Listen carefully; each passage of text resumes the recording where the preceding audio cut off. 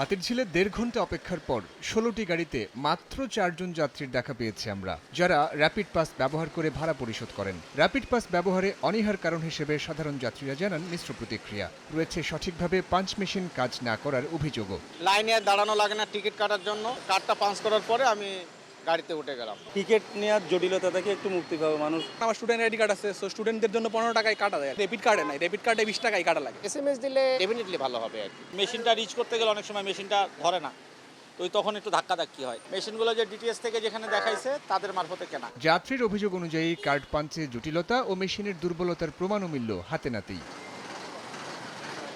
রাজুকের ঠিকাদারি প্রতিষ্ঠান HR transport এজেন্সির কর্মী জানান, উদ্বোধনের পর থেকে গেল ৩ মাসে চক্রাকার বাসে কার্ড ব্যবহারকারীর সংখ্যা খুব একটা বাড়েনি। 5টা 7টা পার ডে যাচ্ছে। আর একটু এটা তো প্রচারের উপরে, প্রচার যত হবে তত সেল হবে। আরো 2-4টা পরিবহনে থাকলে সেই ক্ষেত্রে হয়তো এটা বেশি দেখা যেত। আপাতত বিআরটিসির 10টি বাস ও হাতিরঝিল চক্রাকার বাসে র্যাপিড পাস ব্যবহার করা যাচ্ছে, তবে ওয়াটার বাসে এই সেবা বন্ধ আছে। গ্রাহকের সব অভিযোগ আমলে নিয়ে ত্রুটি শনাক্তে দ্রুত ব্যবস্থা নেওয়ার কথা জানায় ডিটিসিএ।